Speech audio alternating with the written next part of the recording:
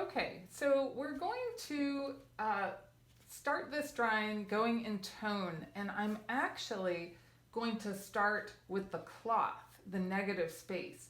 And the reason that I'm going to do that is I can map it in and sort of set the stage for my drawing, and it'll also feel like the drawing's building really quickly. So it's gratifying. It feels really good to get a lot of stuff on the page.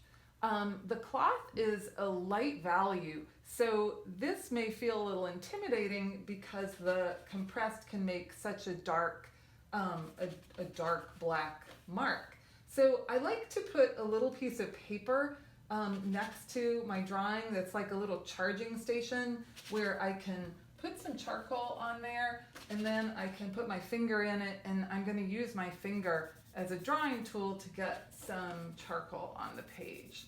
And that's actually a little lighter. So what I'm going to do is I'm actually going to rub my finger on the charcoal and get like sort of charging up my finger as a drawing tool, just because I don't want it to start off way too dark. And if I find it needs a little lightening or whatever, of course I can always do that with my eraser. You know, that's taking a while, so I might just really lightly put some charcoal on here. And yeah, it feels a little dark, but again, my eraser is going to be a good friend.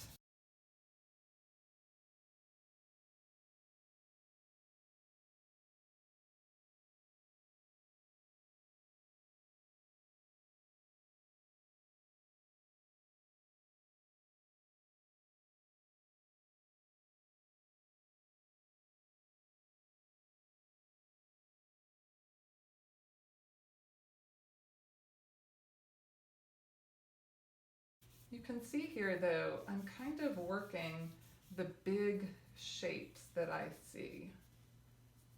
And I'm not doing like a gorgeous job. I'm just blocking in tonal shapes, not worrying about it being super specific. Just how our gesture drawing started off being really loose and inaccurate. The same thing is going to happen with this. I'm just getting the whole page established.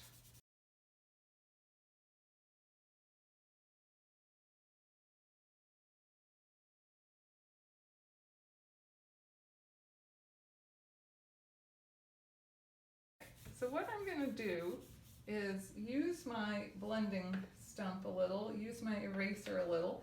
I'm going to finesse some of these a little bit so you can see what I'm going to do, and then I'm going to turn off the video and I'll return it on. Earlier I accidentally said that the blending stump is a piece of charcoal. What I meant to say is it's a piece of cardboard, and you're just using that. It's like your finger, you know, but it's not your finger, it's a piece of cardboard. Okay, you can also see how I'm using the blending stump. It's smoothing out that texture of the charcoal a little, making it just a little more sort of cloudy, feathery, less textural. It's smoothing it out. So I can use the blending stump for that too. And then lastly, let me show you like a little finessing with the eraser that I can do if I want to add in some little bits of highlight that are happening, and I can use that to texturize too.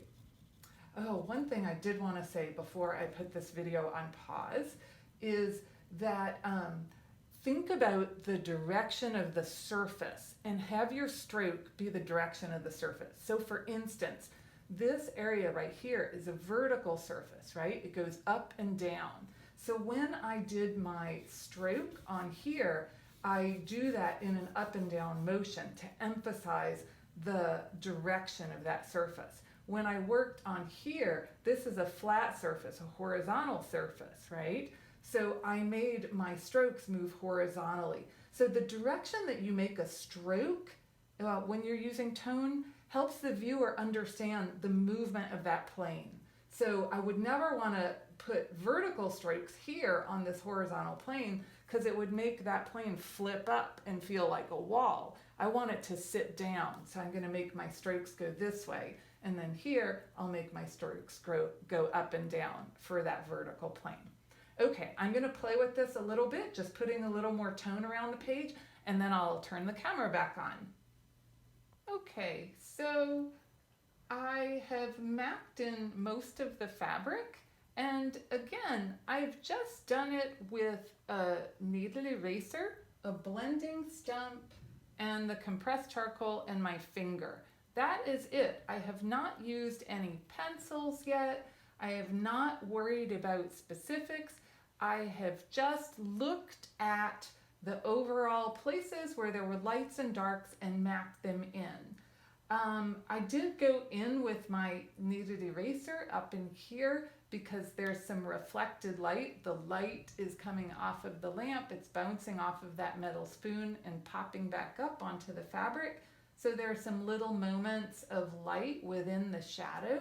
So I just, used my little kneaded eraser like this. I kind of, moved it back and forth a little bit to make it soft, but still kind of kept in that up and down motion to show that it's a vertical plane. So I plug those in. I also use my blending stump when I want to get into little spaces. For instance, this little area here has some very small value shapes, and my finger, trying to get my finger up in there would be, it's too big. So I use my blending stump to draw in those little shapes of dark. And remember, I can charge up my blending stump on a piece of charcoal like this and use it to draw in small strokes of dark.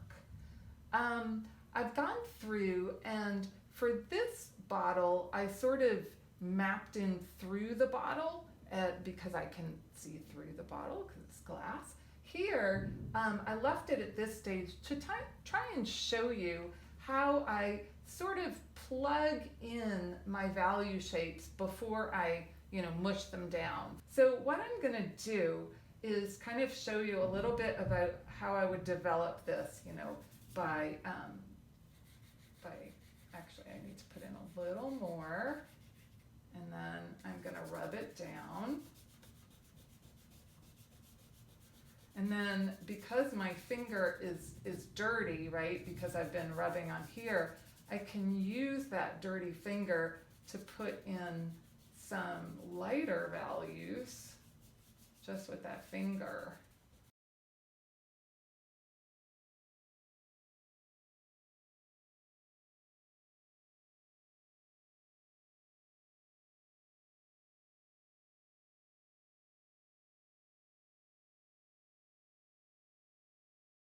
Okay, so that's feeling much more like the rest of the fabric, but a little different, and again, we have those distortions. I'm gonna use my little blending stump up in here to soften that little guy.